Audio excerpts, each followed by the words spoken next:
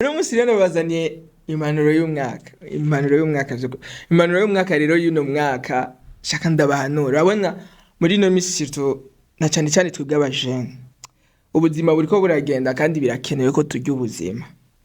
Rero byukuri kandi birakwega nta n'imyaka ijana. Nese ko babandi bavugana kandi ko bimeze. Nta n'imyaka ijana. Turakeneye kurya ubuzima. Rero uno munsi nagira ndabahereze uburyo bwiza twobikoramwo neza ataco twononye turya ubuzima. Rero tuburye neza kuburyo hataco vyo twonona. Rero nimba ushaka kumenya uburyo tworya neza ubuzima twaryoherwa bikagenda neza, ndagwaye ikaze mu kiganiro na yacu cino munsi.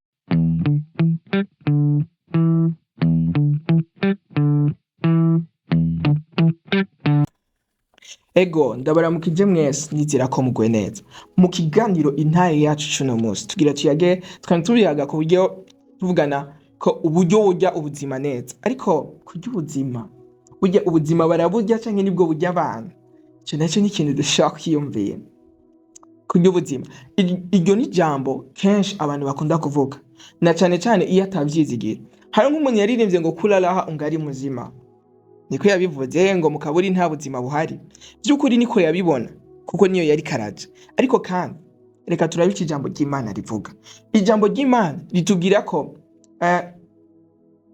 ubuzima nta myaka ijana umuntu azomara kuri nose, ariko hari imyaka igihumbi ibikiwe abana b'Imana turi kuri nose. Wiyumvira ko icitwa ikiryoshe cose uno musi twita ko kiryoshe ni kubera ko twigeze kugihonja turumva ko kiryoshe. Hari ibintu twita ko biryoshe atari kubera ko biryoshe, ariko kubera ko twigeze kubihonja. Rero ico bita iciza cose ikiryoshe cose muri myaka igihumbi Yesu azobana n'abantu bamwizeye bizoba biriho vyose. Rero uno musi ko turavuga ngo reka tukore ibi, reka tuje kugira ibi, reka tugira ibi kubera ko na kare nta myaka ijana tuzomara uburi kuri ihenda. Inyuma ya buno buzima hariho ubundi uburyo bwiza. Reka ndakwe mu buzima tubamwo umuntu arashaka guheba imyaka 8 10 akariga ikiganga ataciga akaciga akemera akababara kubera ko abazi avati ico nzi nungu ninagiheze nzoba nitwa umudogiteri.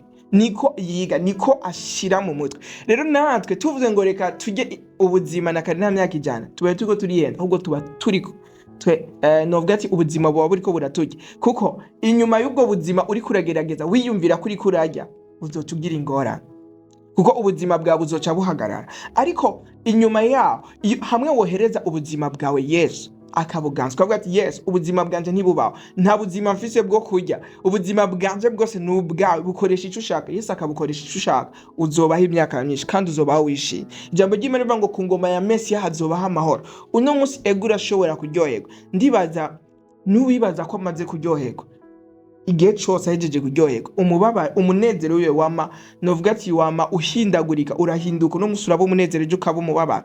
Ariko uburyo bwiza wojya ubuzima kuri nose ni ugufata uno mwanya mutoyi ufise ukawuhereza Yesu. Hama Yesu amaze novuga akakurongorera mu kujya ubuzima nyako. Ivyo navyo Bibiliya ivuga yuko inyuma ya buno buzima hariho imyaka igihumbi ishengero rizomara kuri nose. Ni kuri yasi nyene ivuga ngo nakane na myaka ijana. Iyi nyene niyo tuzogaruka kubaho imyaka igihumbi. Iheze naho tuzosubira kandi tuje kwindi sinjara n'ijuru rishaka. Cyumva yuko nta kintu na kimwe kuri nose gihari cogereranywa n'ubwiza tuzohabwa. Rimwe na rimwe ugiye kuraba mu buzima tubayemo umuntu arakora uko ashoboye kose akiga amashuri menshi kugira ngo azoshobore kubaho neza. Rimwe na rimwe n'ubwo buzima tuvuga ngo azobamwe neza unasanga aza kubushikira yarushe atari buburye neza kuri nose. Ariko iconze nuko umuntu wese naho ukoreye Imana kuri nose naho wowe ushaje mu buzima Yesu azotanga yasezeraniye abamwizeye abati muzobana nanje ibihe vyose. Nta mutama azoba ariyo, twese tuzaba turiko turaba ubuzima ico bita ubuzima bwiza. Igicapo c'ubuzima bwiza Imana yari ishaka ku muntu nico tuzobamo. Ukwiyumvira ati none tutaburiye novuga ati tutinjoye ubuzima turabajene tumeze none nimba duheba umwanya wacu tukiga kugira ngo umunsi umwe tuze tucike abo twifuza gucika. Kubera iki tutoheba natwe aka kanya gatoyi dufise tukaba ati ndagahebeye Kristo. Nimba ndi umunyeshuri mu buzima bw'ukinyeshuri bwanje ndeme kubaho nkuko Yesu agomba kugira ngo nzogire ico ntora.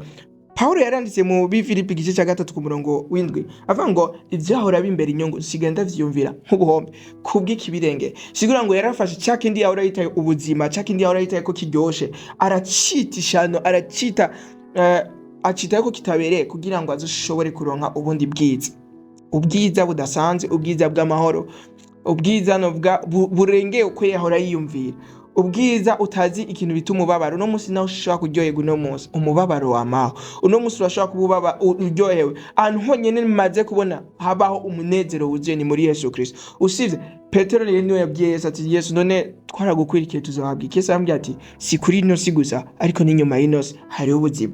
Kuri ino si uraryoherwa, Imana ikagushumbusha umurengera, ariko n'inyuma y'ino si kandi hariho ubundi buzima. Rero vyotumarira iki gufata ya myaka idasa itangana n'ijana nk'uko twama tubivuga ati nakari na myaka ijana tuyonone kugira ngo tuze tubahe nabi imyaka igihumbi? Ni vyiza ko bishobotse, apana bishobotse dufata tugaheba ino myaka 10, tugaheba ino myaka 100, tugaheba imyaka myinshi woba ukayihebera umwami hamana, kuko yavuze ngo ico uzotanga kubwiwe azokigushumbusha umurengera. Kandi ndizera neza ko umuntu wese yizeye Yesu Kristo ntiyidoga, umuntu yizeye Yesu Kristo ntamaramara, kuko usivye kuri ino si ko Imana iguhangaza, kuko uba uzinanye n'umwami w'abami.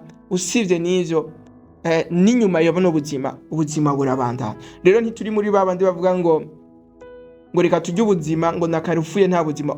Upfuye ubuzima buriyo, ntibaze baguhende ngo upfuye nta buzima buhari. Ikigaragaza ko upfuye ubuzima buhari nuko Yesu yaragiye aragaruka. Rero nimba yarapfuye aragaruka, bisigura ngo nawe upfuye, bisigura ntibizoba biheze, kuko nimba iyo ubuzima inyuma y'uruvu atabuzima bwari kuba buhari, Yesu yari gupfa akaca herayo. Ariko nimba yaragarutse, bisigura ko nawe hariho novuga ati ukubaho kwawe kuzoba kuriyo, kuko hazuka warahari.